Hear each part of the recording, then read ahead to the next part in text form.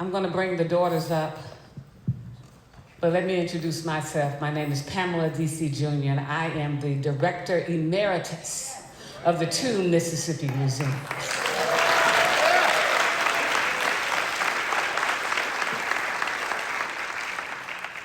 It is my great honor to present these women who have carried the torch, who have kept the flame burning for their dads, for their mothers. The first person that I'm going to bring up is Bettie Dahmer. Bettie is the youngest daughter of the late Vernon Dahmer, a courageous civil rights leader from Hattiesburg, Mississippi, whose life was tragically taken in 1966 by white supremacists for his efforts to secure voting rights for Black Americans. At just 10 years old, Bettie survived the horrifying firebombing of her family's home by the KKK, a direct retaliation for her father's public commitment to pay poll taxes for Black citizens who were being denied the right to vote. A powerful storyteller and advocate, Bettie Dahmer has shared her family's experience in museums, civil rights commemorations, and public interviews. Give her a hand, please.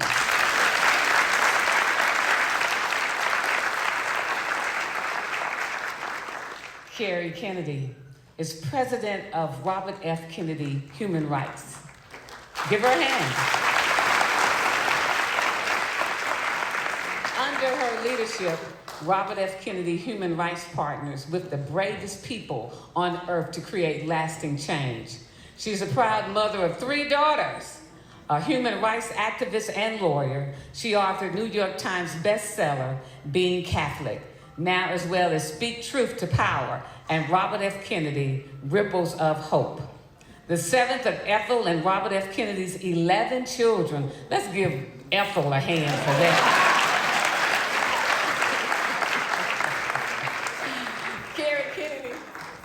Okay, she fixing me up, okay. Kerry Kennedy has devoted more than 40 years to the pursuit of equal justice, the promotion and protection of basic rights, and the preservation of the rule of law. Give her another hand, please.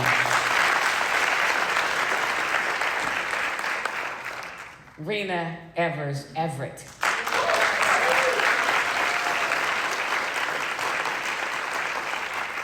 Of course, is the daughter of civil rights activists Medgar Evers and Merle Evers Williams.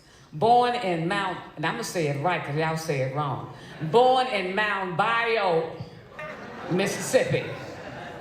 Evers-Everette studied business merchandising at New York Fashion's Institute of Technology. She is now executive director of the Medgar and Merle Evers Institute in Jackson, Mississippi, the same city where she saw her father assassinated at their home in 1963. Reena's civic and volunteer involvement include former chairman of the board of directors of the Claremont chapter of the American Red Cross and the City of Claremont's committees on dialogue and human relations. She is currently a W.K. Kellogg Foundation Community Leadership Network Fellow. Let's give her another hand, please.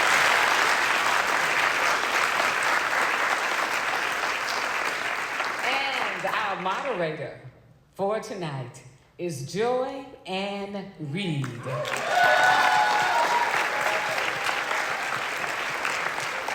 Award-winning political analyst, New York Times best-selling author, and MSNBC national correspondent, Joy Ann Reid was a longtime host of MSNBC's beloved The Readout.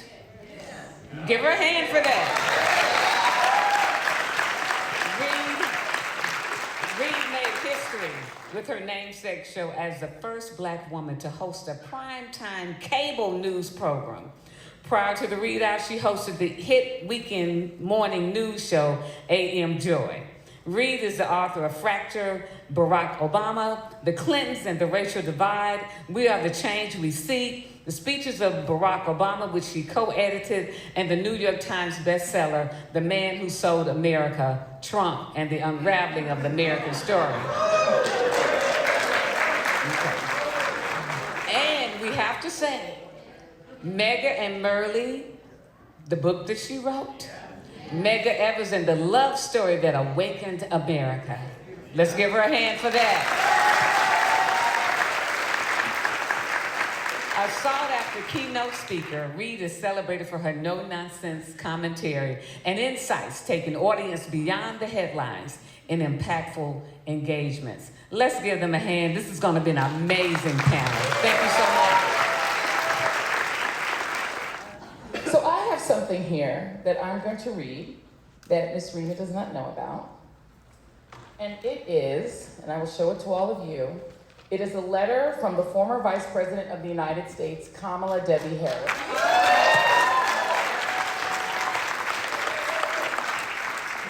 And now I'm going to do a little bit of a dramatic reading. I'm going to read this. And it's dated June 26, 2025. I am honored to extend my warmest greetings to all of those gathered for the Medgar Evers at 100 event in the Evers hometown of Jackson, Mississippi. The second annual Democracy in Action convening is a fitting setting to reflect on the legacy of this civil rights giant. 62 years ago, a remarkable man was stolen from us. Medgar fought for our freedom up until the day of his death, whether it was the fight to end segregation in Mississippi or to secure our right to vote. He said, you can kill a man, but you can't kill an idea. As we keep Medgar's memory alive, we must also keep his ideas alive. He pushed our nation toward a future where opportunity, liberty, and justice are guaranteed to all people. His work throughout his life served as an inspiration and our call to action. I commend the Medgar and Merle Evers Institute's commitment to keep Medgar's memory alive, champion justice, and empower our young leaders. I will continue to uphold the tenets of MMEI and follow the powerful example of the entire Evers family, including the trailblazing Merle Evers Williams, who has been a pillar in the civil rights movement over the last 7 decades. May we all be forever motivated and inspired by their enduring legacy in the fight for equity for all. And she signed it, Kamala. You got me good. You got me good. And I want to thank Chris, your wonderful family here. He's the one who, he was actually my co-conspirator in this endeavor. So this is for you, and I'm going to give it to you. So this is for you. Thank you. And I'm going to keep this one to get to the Institute when we're done. Okay, fabulous. Now we're going to get on to the business at hand, now that you've been thoroughly surprised. Let's talk about girl dads. This is what I was really excited to do, because we talk so much about your dads and about the legend of them and the loss of them and the sorrow that that brings. But no, we are celebrating a birthday. This is a birthday party. So we want to make it fun for the top. I want to start there. So I want each of you to tell me your favorite girl dad story about your dads. Give me your favorite story. And I've already gotten you, so I'm going to start right here. Ms. Dahmer, tell me your favorite story about your dad. About you and your dad. I want you to be in the story. Well, I was the 8th child in my family. I had 7 older brothers, and I was the only girl, the baby. And I grew up on a farm, a working farm. And I was born in 1955, so therefore we didn't have things such as cable TV in a rural environment. And Daddy would play with me. My brothers told me, they said, we could tell the old man was getting weak. That's how we ended up with you. That's the family I grew up in. But the old man liked me. I had tea parties as I got older. And that old man, that big burly man you saw in that picture, he would come to my make-believe tea parties, and with my tea sets, he would be there. playing make-believe, and I would have my dolls. He would be there with my dolls, playing with me. Like a true girl dad. Uh-huh. And he would play jacks with me down on the ground. But he also taught me how to shoot. Amen. When I was 10 when Daddy died. And at 10 years of age in rural Mississippi, I could drive a standard shift truck. I could drive a tractor. I could shoot a pistol and a shotgun. Okay, so wrong. So I wasn't raised like these ladies. And those 7 older brothers gave me other skills that probably a lot of young girls didn't have. Amen. I love that. Give that a round of applause. Let's go to you. Sure, Kennedy. Give me your favorite girl dad story. Wait, you had 7 brothers? 7 older brothers, Okay, and younger? none younger, And your sisters? no sisters. Oh my God. Okay. You are a goddess. I'm And the you one. said that's why you had to learn to use the shotguns. I have 7 brothers, so we're sisters in that way. And I also have 3 sisters. There are 11 of us all together. I was my father's favorite. I want you to know.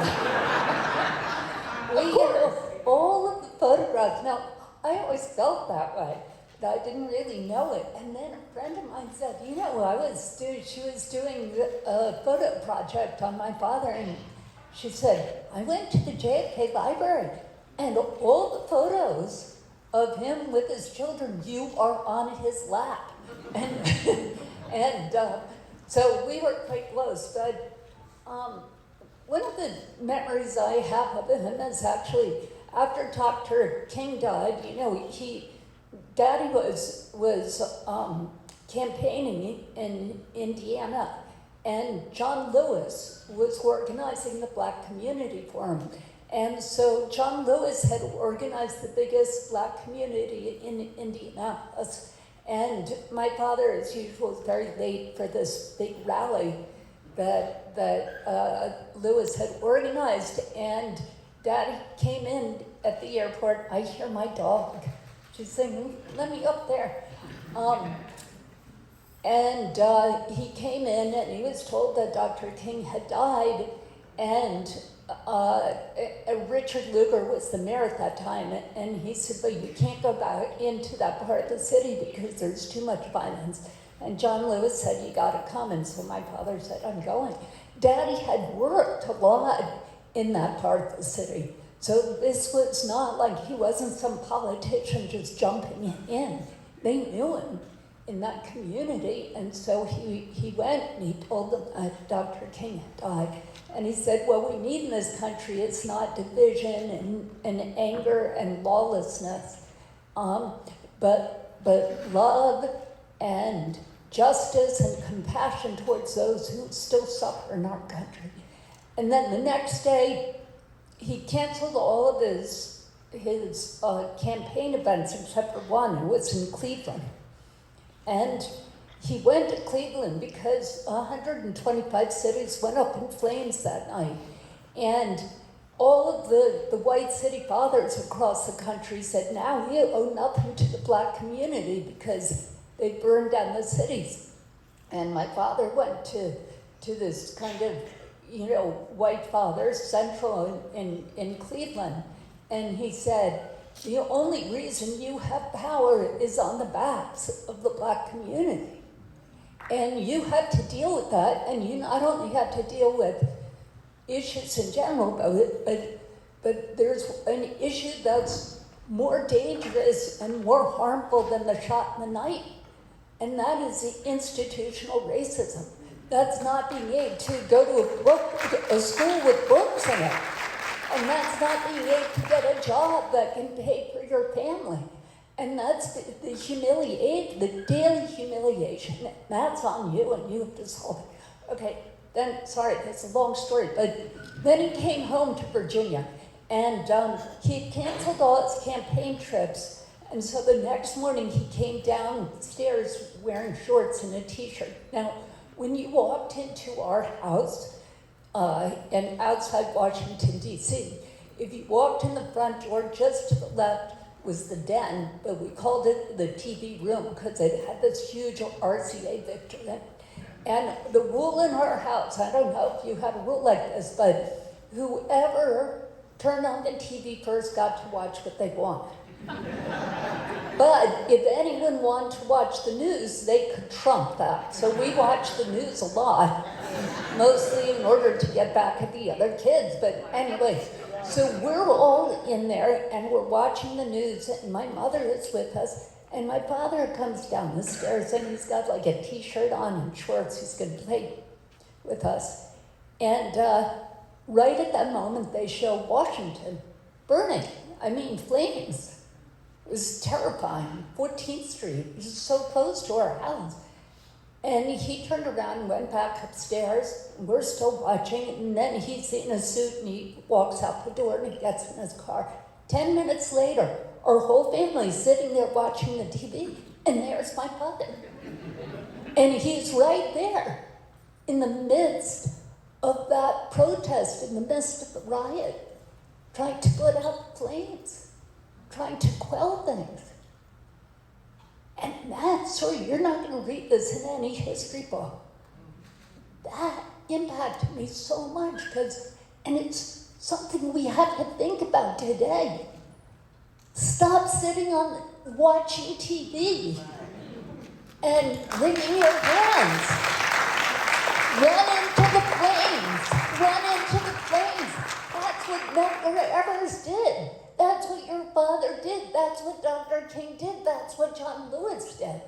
That's what all these people, so many people in this room, have done with your lives. Run into the flames. We need our country today to run into the flames because our country is on fire and we need change. Amen.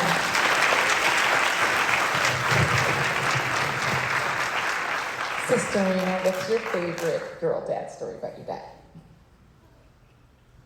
Well, like my sister's here, but I didn't have 7 brothers. I had 2 hard-headed brothers, one older and one younger. And I was the only girl. So I didn't know what it was to have sisters. So I'm loving that I have sisters now. I don't remember my dad coming home and playing Tea Party though, which is great. But my mama played Tea Party, and she allowed me to get some yeast and get the red clay dirt.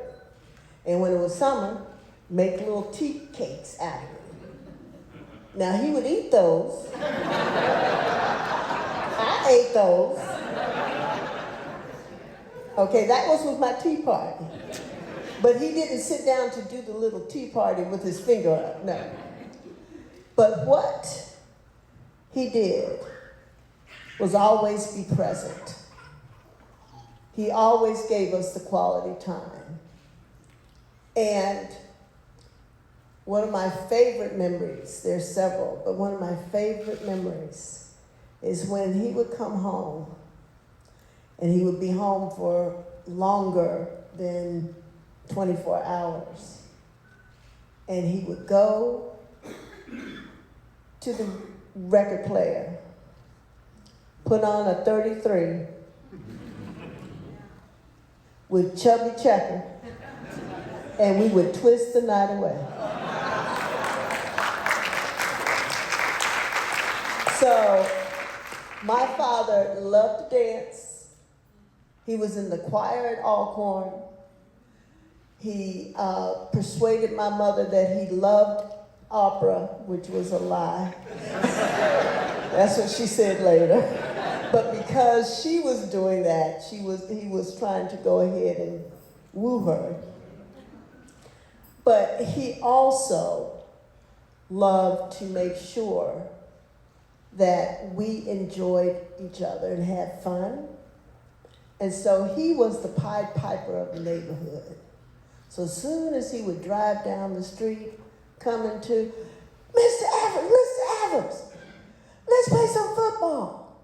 Let's play hide and go seek. So we got to hide and go seek with the Fireflies all summer long. He would take us swimming, but fishing at Lake Hyco. But the thing that is so endearing to all of us is that they spent time with us. And yeah, I was his princess, because I was his only princess. And Mama had issues with that sometimes. Because she said, how could you go ahead and get anything you want when I ask your dad for stuff? I said, I don't know, I just asked. But then she would come back and say, can you call your daddy? Could you tell him that we need this and this and this? And I did. And he goes, okay, baby. So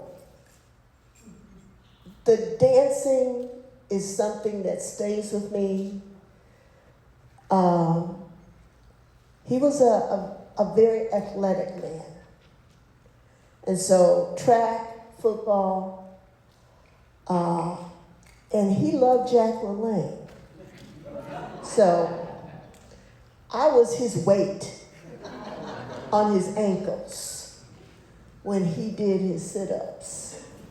And so we had fun doing that because he would do that while we're watching The Road Runner on TV and Popeye. And he would play with us when it was Sunday. And I know some of you guys out there know this. On Sunday, all of a sudden, you hear one kid out in the neighborhood, and you hear that sound. Okay, I'm going to try to replicate it, but I might not be right. Oh, Tarzan is on. And so the kids would run, and if Dad was there, Mr. Evers, Tarzan. And so he'd run outside and he'd be, oh. So that's been one of my best memories. He was the neighborhood fun dad. Exactly. He was the fun dad. I wonder, just to ask each of you, and I'll start with you, Sora Betty, is how aware were you guys? Were all such little kids, in this era, at this time. How aware were you of who your father was to the world? Daddy had several businesses, and I was not aware of what Daddy was doing. But people came and went all the time, and this was heavy segregation. So Daddy had a community picnic on the 4th of July because everything was segregated. And black people couldn't go to swimming pools. There were no black swimming pools.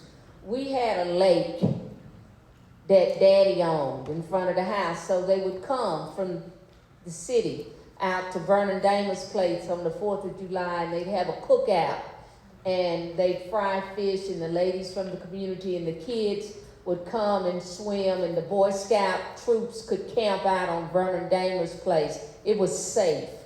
Daddy grew watermelons so they could have that. It was safe. We had other places where kids could come and be safe. And so when the SNCC people and the Freedom Riders came, they were just other kids, just older kids, that were doing things. And it was a different time where children were to be seen and not heard. So Daddy said they were having a picnic. They were having a picnic. You didn't question what Daddy was doing. Children didn't question adults then. I didn't know what Daddy was doing. It's just, whenever it was basically men that were making the decisions and doing things. So children stayed in their place and business was handled. Same for you. You know, Reena, were you aware of who your father was to the world? I was aware that he was my daddy, and what I was aware of was that he was always bringing people into our home. And it was, as I mentioned at one time, it was like Camp David. Okay, so Camp David wasn't necessarily known to the public in where it is, right? For what reason? To have the right to speak your mind and to try to go ahead and come up with solutions for the world without public scrutiny at that time. But it was strategy meetings that was at the house, that was at the Masonic Temple. And it was in the communities. Churches played such a huge role in everything for our movement and now. But what's so important is that the people that he brought in, we saw a couple of them on TV, and so we were in awe, like Lena Horne's in our house. Dick Gregory's in our house. So we knew them, and we knew what they were strategizing about meetings, because my brother Daryl and I used to listen by the door. You know, you have that hallway if you've ever been to a house, so you go in, there's a living room, there's a dining room, there's a kitchen, and then there's a hallway that has a door to close off from the bedrooms. Well, as Miss Betty said, you know, kids were put away. There's kid stuff, or better yet, this is a grown-up talk. And we wanted to hear what the grown-ups were doing. And so we listened. I listened more so than my brother, because he got tired. He wanted to play with his toys. And so I knew that there was a movement. I knew that when my father came home, we didn't have the opportunity of that room of going in and saying, okay, dibs on the TV. We didn't have that opportunity.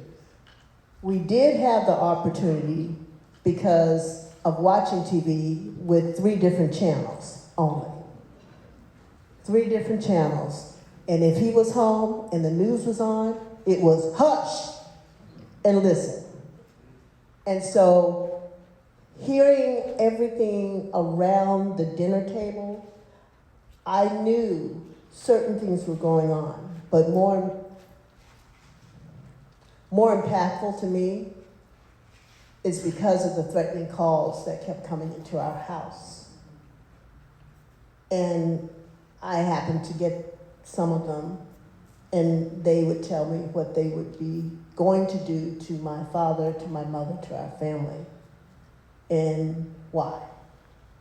And so I knew the hate that was out there. But my father always soothed that pain, always soothed that fear. But I used to go to his office, the NAACP office on Lynch Street, and run around there. So they would have meetings all the time, right, Charles? They had meetings all the time. And so I'd be up in the balcony listening to it. So I knew things were going on, and I wanted to go with my father so badly when they picketed Capitol Street. And my mother wouldn't allow him to let me go, but he was going to let me go. So I knew something, but I didn't know the total intensity of it. And and Kerry, for you, I mean, it was different because it was such a prominent family that you were in. So there must have been some awareness among your 11 kids that your family was different. Obviously your uncle is president of the United States. I mean, so for you, were you fully aware of who you all were? Yeah. we had a very different circumstance. We weren't here in Mississippi. And so it was safer in general, much, much safer for us. My parents did something that was sort of the opposite in a way. They really tried to not separate my father's work life from our home life. So we were always going to the Justice Department to visit him. He was always taking us campaigning with him all over the country. And our house was filled with people from the civil rights movement, Cesar Chavez and Dolores Huerta, with the farm workers, Indian leaders, and other activists from South Africa and from Kenya and from all over the world. So it wasn't just sitting at the dinner table, it was playing football and, really being fully engaged. But that, what you were saying reminded me of a story. I don't know if you've seen this film, Crisis. Has anyone seen that film? Okay, I can't believe it. Everybody go on YouTube and look at Crisis. It's an amazing film. It's, when Daddy and my Uncle Jack were working on the integration of Old Miss, they were really double-crossed by the governor, right? So then when it came to the University of Alabama, they were determined that that wasn't going to happen. So my father came up with this great idea, which is, he said, we are going to get a film crew, and it's going to be filming us at my home in Virginia, in the Justice Department. It's going to be filming in the Oval Office and in Alabama on the scene of what's going on. And it's an amazing film. It's the first and the very last. You can't imagine the White House allowing something like this to happen, full access, no editorial control. Joy understands that, right? So, but I was looking at the outtakes recently, and it shows all of us at Hickory Hill, and we're eating breakfast. That's the name of the house we grew up in. We're eating breakfast. And then you see this cut to the Oval Office, and Jack's on the phone, and he's saying, talking about whether or not we should send in troops.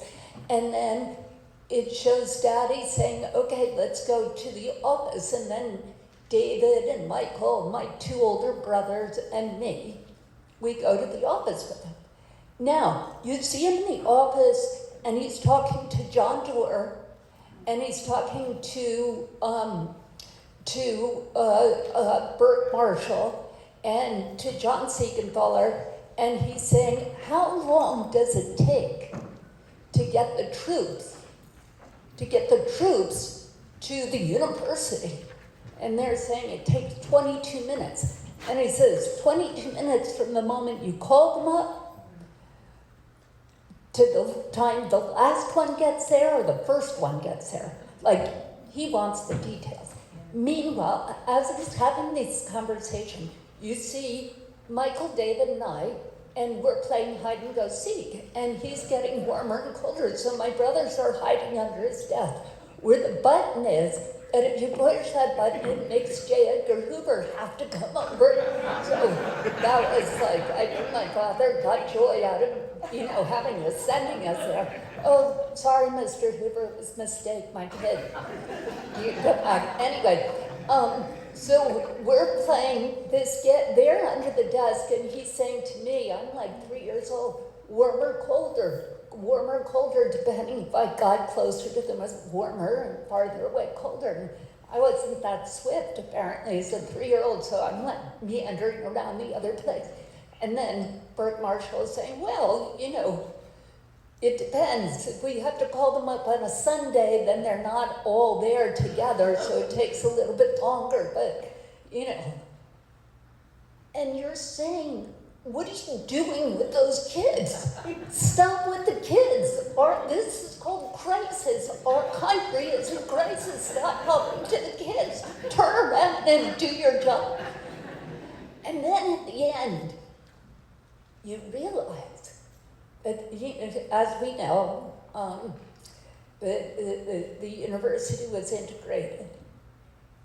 And you realize that his decision to integrate a university wasn't in spite of the children, it's because of the children. He's thinking about the future.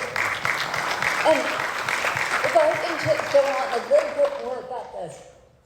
So Vivian Malone was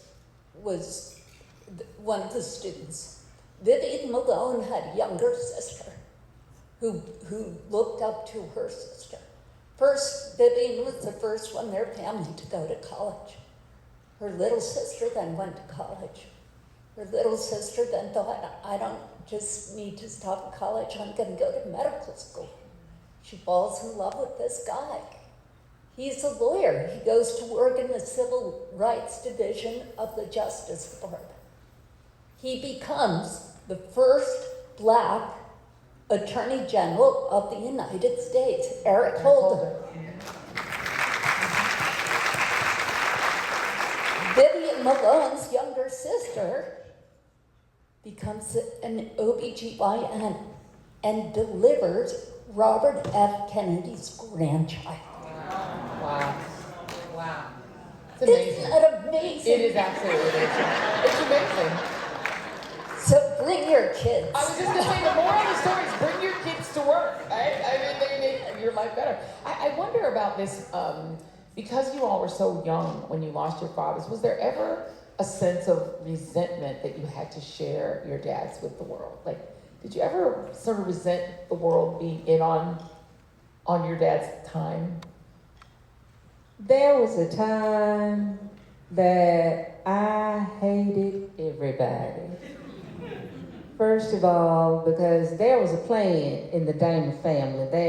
We are planning people. There are a couple of things I want to come back to. I actually met John Doerr. Daddy was still alive. I know this, I didn't know who he was when I met him, but we had, John Doerr was part of the Civil Rights Division, and Theron Lynn was the circuit clerk in Forrest County, and he wasn't letting Black folks register to vote. And it ended up, the case ended up at the 5th Circuit Court of Appeal in New Orleans. And I must have been around 7, because my feet did not touch anywhere near the bottom. And John Doerr was there, so I met John Doerr. I just, and the guy that was the bailiff, anybody that went to sleep in the courtroom, he would put them out, but he let me sleep. And if anybody, and that Dave Dennis probably remembers what Theron Lynn looks like. He was a grossly obese man. And he would sit there and he was eating throughout the trial. Really, there's certain things that stick with you. That was one thing that stuck with me about what you said. Another thing that I want to get back to is when I was growing up, there were things that were happening with my family that I knew absolutely nothing about. We owned a store, and it's my understanding that the windows were shot out of the store and crosses were burned, but they never told me any of that. I was sheltered. I lived in a cocoon. So, and you mentioned that you answered the phone and you heard the threats. Well, they simply told me don't answer the phone. It was a different time. You did, what you were told to do. Well, again, back to the Dahmer family. There was a plan. The plan was I was supposed to go to college, become an attorney. My brother Dennis, the child closest to my age, was supposed to go to college, become a medical doctor. Well, they killed my daddy. That didn't happen. I did not go to college and become an attorney. Because of that, I did not leave the state of Mississippi. I'm still here. So I was not happy. That's why I was mad at everybody. Amen. I hear you. I get it. I'll be mad at everybody too. And that's the nice version of that. What did you call the party you throwing for your mama? Wang Dang do. I want to come to the Wang Dang. Like, yeah. Wang, that's nice. Okay. There we go. Great. You know what? You want to come on the Wang Dang? Do you realize that this type of setting that you're in? Do you really realize yeah. It's a gold table affair. Amen. That's what it is. Amen. But I mean, just as a little kid, I mean, you were 9 when you lost your dad. I mean, did you ever think, this is my dad? Why are all these people here? When, you know what I mean? When you were a 7, 8-year-old girl. No, I didn't. I never got upset that he was gone all the time, because when he came back, he gave us that quality. Now, along with Miss Betty, I've been mad, very mad. People have asked me, have you forgiven? I'm still working on it. One thing I will tell you, I will be honest with how I feel, so you will hear it. I'm still working on it.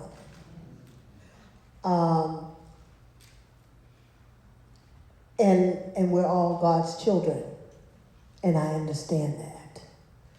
And we just need to be able to respect and work together as much as possible. And we're all working on it. Some people less than others, but we're all working on it. Some people, no, okay, go ahead. I'm sorry, I'm listening to the stories that my sisters are telling, and I'm hearing about John Doerr, who was critical with my dad, critical with Dave Dennis, critical with Joan Trumpauer Mulholland, with Dr. Smith, with so many of the honorees that we had tonight. Yes, I met him. Yes, he picked me up. But I tell you, one thing that hit me was finding out that my father was on the hit list for the KKK at number 3. That hit me. But I have to tell you, there's a special reason that the 3 of us are on this panel. All of our lives interconnected at a young age and throughout life. I met Kerry soon after my father was assassinated. I don't think she even remembers it. We were invited up to the Kennedy compound. And at Dr. King's funeral, your father put me up on his shoulders to walk. I don't remember meeting Vernon Dahmer, but Miss Ellie, Lord, talk about powerful women. I know I'm segueing a little, but you got to give it up to the powerful mothers. The powerful mothers that withstood the agony and pain on a 24-hour basis, but rose above and had the courage to take care of their 11 children. How many? 7, 9, 8? I'm giving her one more. 3 children. And to move forward, always making sure that their husbands, their legacy always will live on. I don't know if that answered your question. No, but I think it answered the bigger question, which is, how do families survive public pain And in this case, it is on the strength of strong women and strong moms, right? You all had those. And so I do want to make my exit question about your moms. What do you think what was the special secret to their survival? Because, you know, we're talking about the 1950s and 60s, the 60s, when most of these moms were not working people. They had to figure out how to not just raise their children and comfort their children, but also make a living, go into the workforce, figure out how to work, figure out how to survive financially, they had to figure it all out and deal with their own loss and their own pain and their own grief. That's a lot. And I just wonder if you could reflect for a moment, and I will start with you, Kerry, because in your family, it was like tragedy upon tragedy upon tragedy. Your family's given so much to the country and, you know, lost so much. And I wonder if you could just reflect for a moment on the power of your mom in those moments. Sure. I'm going to answer both of those questions. I remember, you know, about I had no expectation that my father was going to be home, so I never felt like resentful that he's being shared. But I remember when he died, my brother told me on the phone, and I remember going and crying and praying for him and praying for our family, and then praying for the guy who killed him. But you know, this would happen. I mean, this is the innocence of an 8-year-old. This was not what I was told to do. But, you know, an 8-year-old with a broken heart, I just was feeling so much pain, and I didn't want anyone else to have to go through that, and I didn't want to be responsible for it. And I was saying, please don't kill the guy who killed him. He's going to have family, he's going to have children. He didn't, but, you know, I don't want anyone else to do this. My mother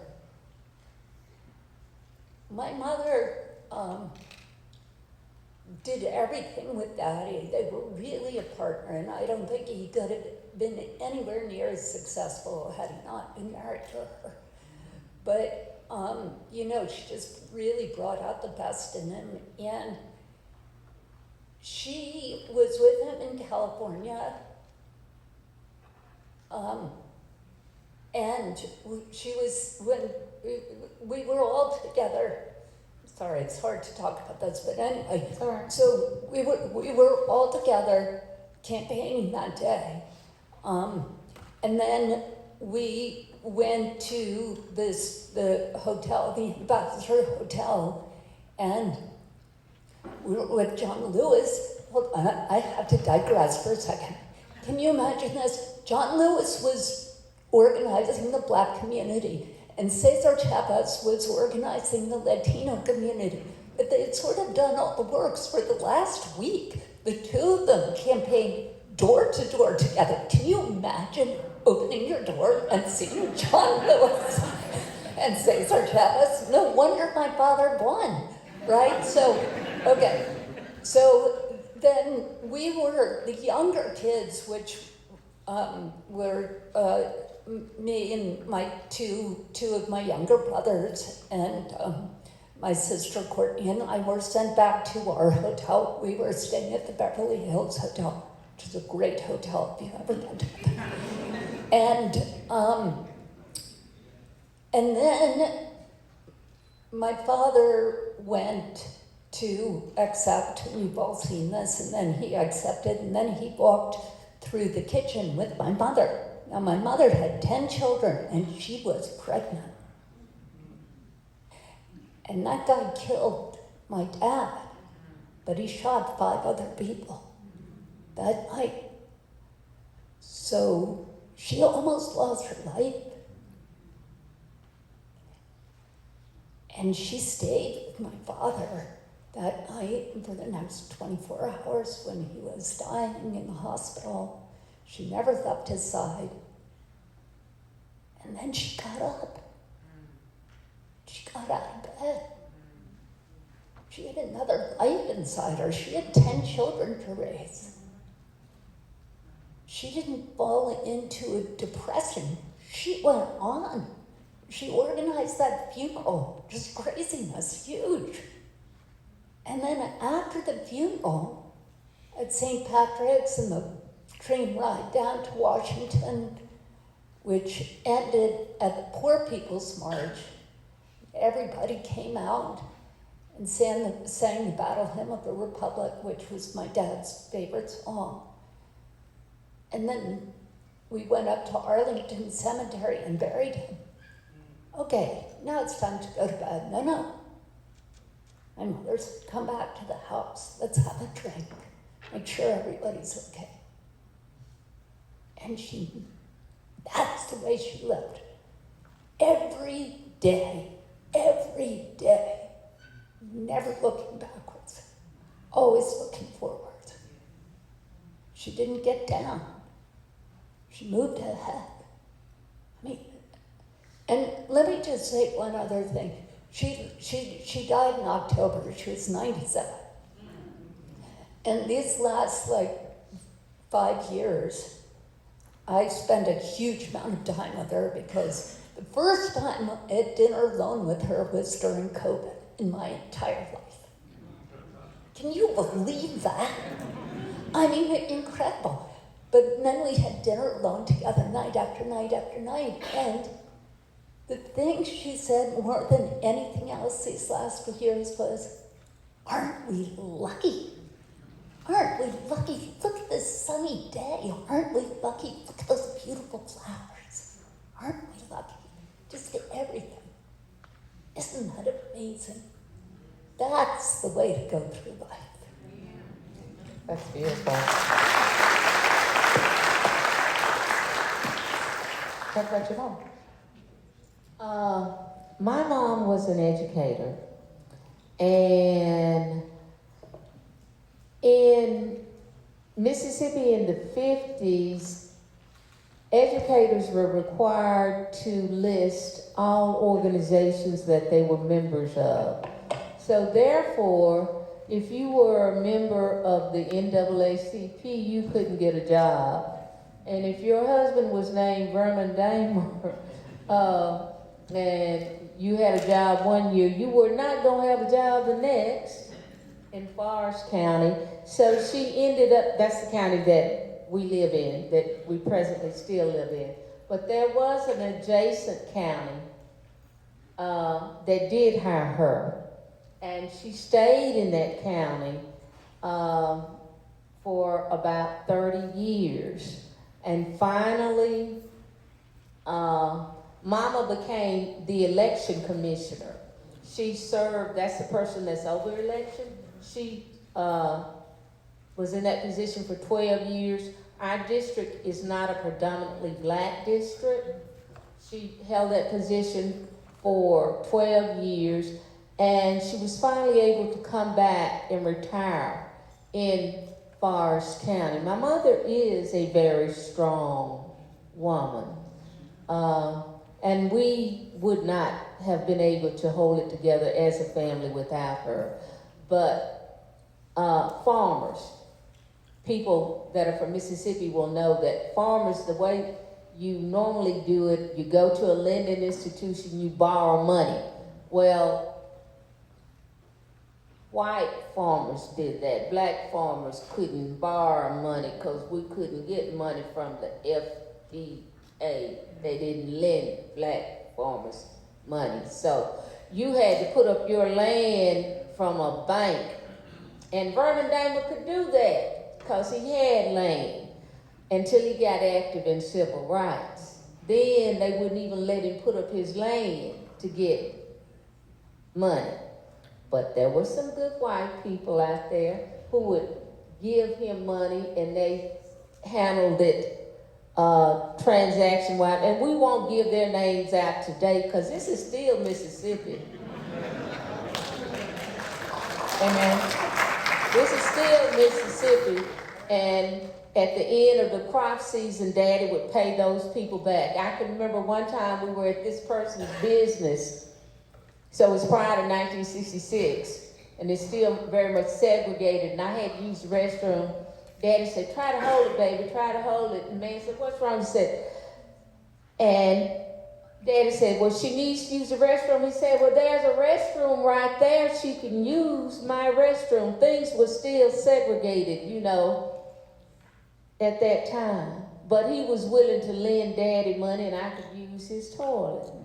You know, so there were always some people, but he still didn't want the world to know he was lending my daddy that money either. So, did I answer your question? You did. Okay. And plus,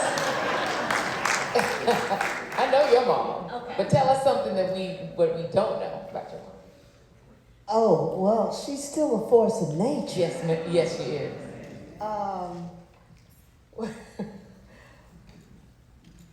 We've been talking about how our mothers came after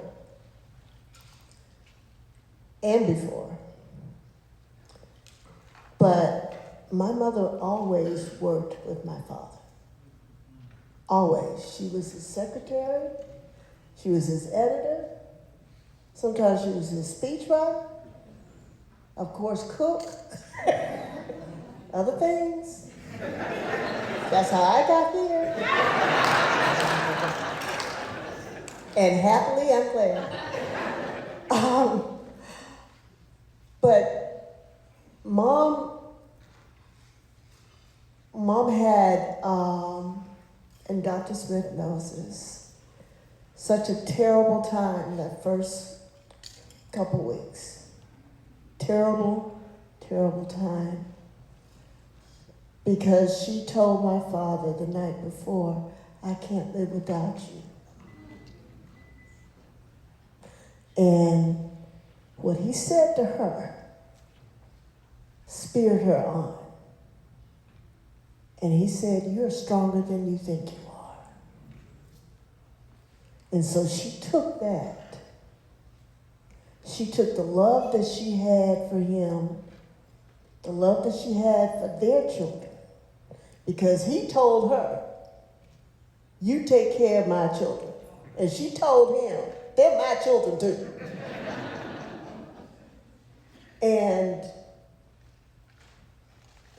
I believe it was the day after, and it's from CBS. There's a news clip that I didn't even know about.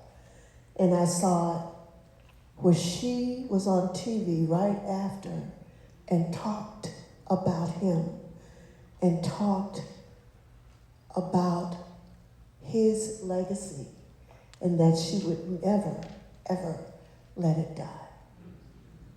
Now, I'm gonna have to do some,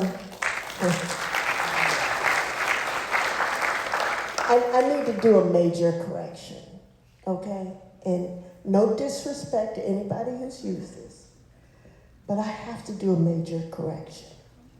So please understand this.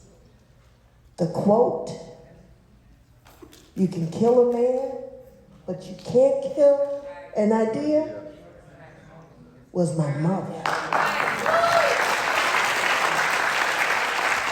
That was after my father was killed. So it's not him, it's her. It's her strength. It's his resolute to move forward. And she took us, she stayed in Mississippi, her birthplace, for a year. And during that year, we still had major threats. And she could not take it anymore. And I'm listening to Betty's voice right now, saying, as children, you do what your parents say, right? You don't really have a say. So my brother and I did not have a say getting up and moving to California. We moved because she said it. the thing that a lot of people don't know is that we moved from what was one of the racist states in this union to the Golden State, but moved into a community that had to have 3 town meetings to see if they wanted to admit us in the community. And as we drove up into our neighborhood, they were in yelling distance of the neighbors. It was a Saturday. They were out washing their cars, doing their lawn, and they saw us drive in, and they said, "The niggers are here, the niggers are here." And they start pulling all of their children, dogs, and everything inside. And so that's the neighborhood that we thought we had escaped, but we did not. Racism is everywhere. We have to erase that. And my mother, all these fantastic mothers, said, "I'm doing it my way." With the help of the NAACP at the very beginning of putting her out on the lecture circuit, which is one thing we didn't want, because we wanted her home. But she went back to school, got her degree, went into corporate life, made her way into politics as being the first Black, first female to run for Congress in the district in Southern California. And guess what? It was against a John Birch Society member, which is like the KKK. She did not win, but she made her voice heard. She went door to door. We went door to door with her. And she knew that she had to continue on that path. And a lot of you know already that she also got to be on the Board of Commissioners in Los Angeles. And she came back home to the NAACP. And she came back and got voted by one vote as chairman of the board. So, moving the legacy, staying steadfast in what he was doing, and what she wanted to do, she's still doing it. Amen. Well, this has been such a pleasure. And I want to close out. This is my final question, our last few minutes. I want to give each of you a chance to just say who you have become as a result of being from these extraordinary parents who raised you all, in an activist spirit, but also obviously in a great spirit of love. So I want each of you to just very quickly tell me who that has made you. Start with you, my super Sora here. Well, And they're surrounded by swords because, Sorrel Island is there as well. So deltas are represented very well. well, I look back over all that we as a people have been through. And these are trying times now, but we have been through so much worse. And he too shall pass.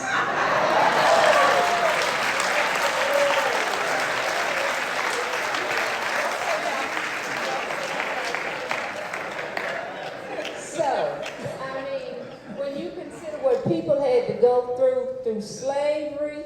We don't have to do that anymore. I just hope that the younger generation and those persons who chose not to vote will maybe get motivated to vote. We vote where I live. Everybody that lives around me vote. The vehicle I'm in, it has voter registration forms. Here she comes, when she's coming with those forms, yeah, I got it. So how can I not do what I do? I have no doubt that things are going to get better. Amen. No doubt. Amen.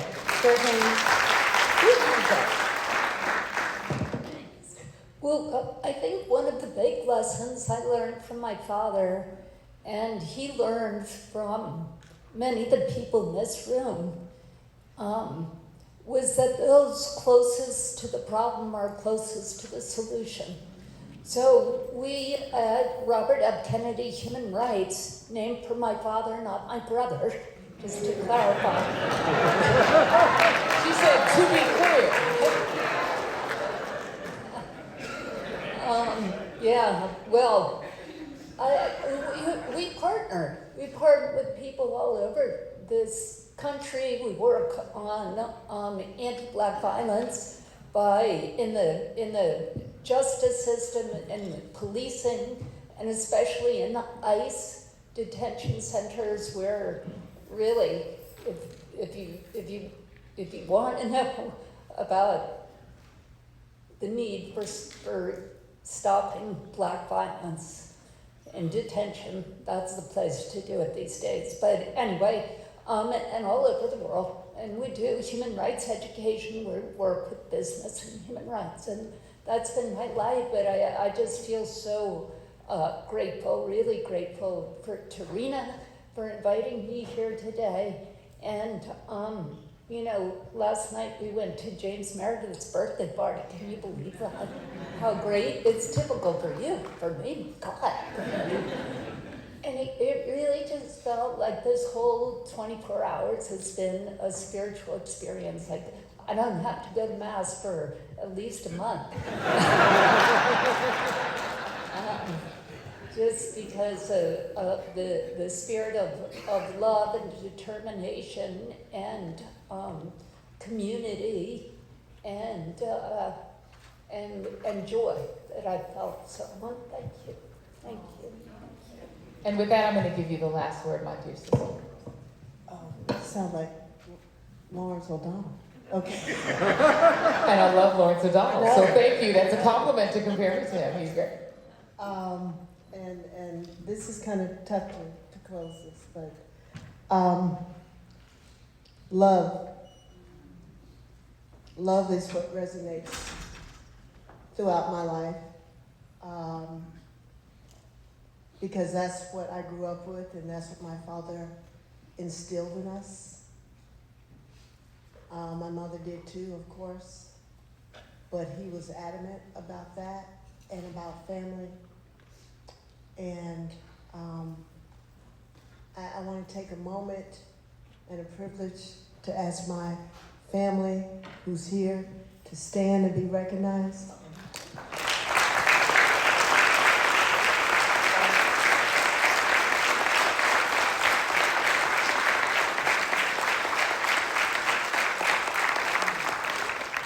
Love y'all.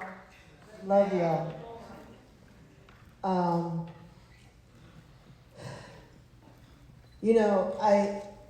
It was a little bit of a struggle growing up,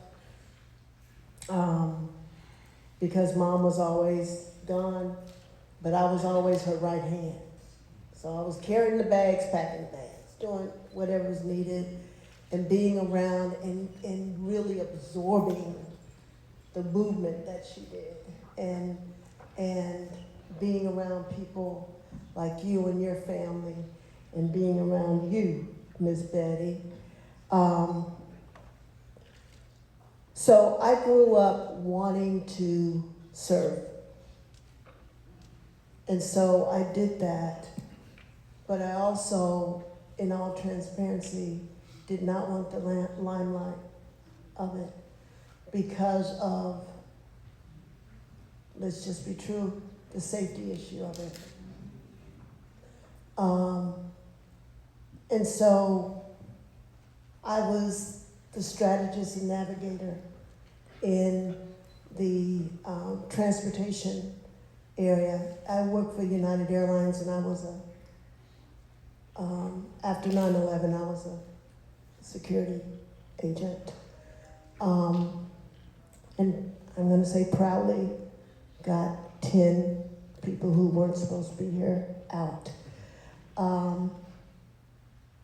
So it's always been about service, but then I got called back in to mom after I had my children, and called back in always to say, hey, we have to move forward.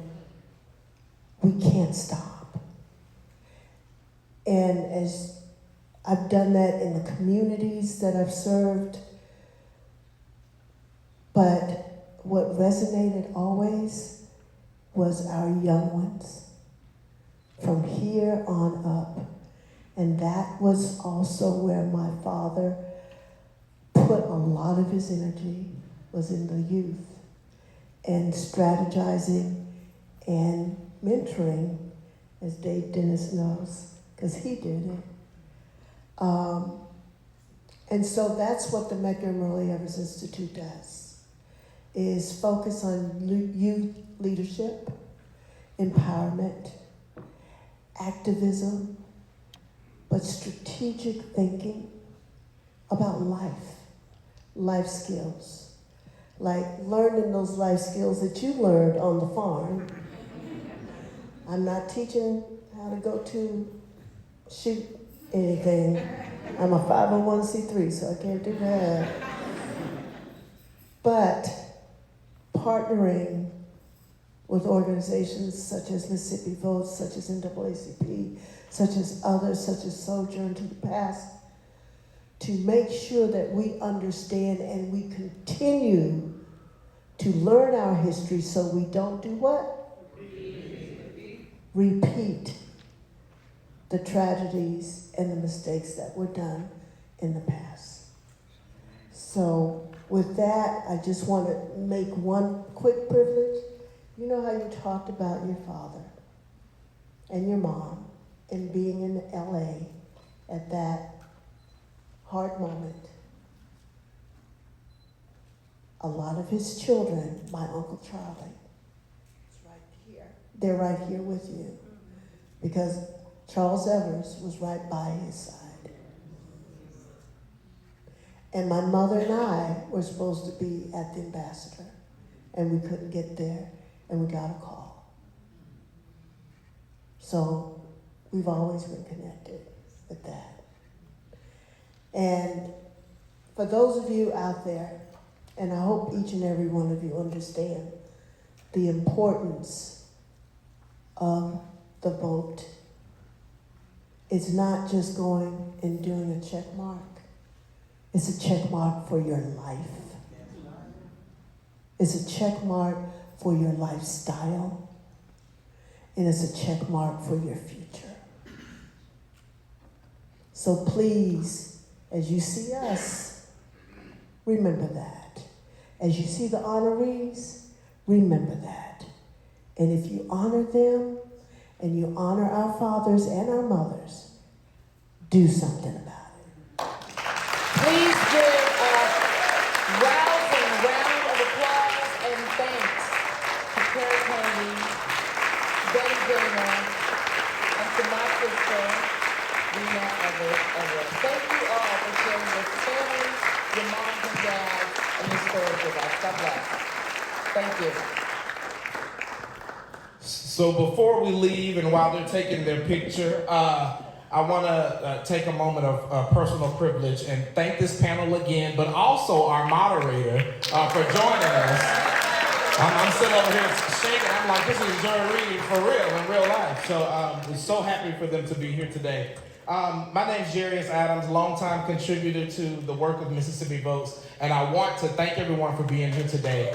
I want to say that this is an amazing kickoff to this weekend, and we're excited to be back here in the morning for those who are registered at 9 a.m. for breakfast. And we're excited to have our dear brother, Dr. Williams, who was oozing up here. And I know he has a word for us tomorrow morning. So please be safe. If you have any questions, please download the CVent app. The agenda is available. And if you have questions further, please find a Mississippi Votes staff member or an MMEI staff member. Thank y'all and have a good night.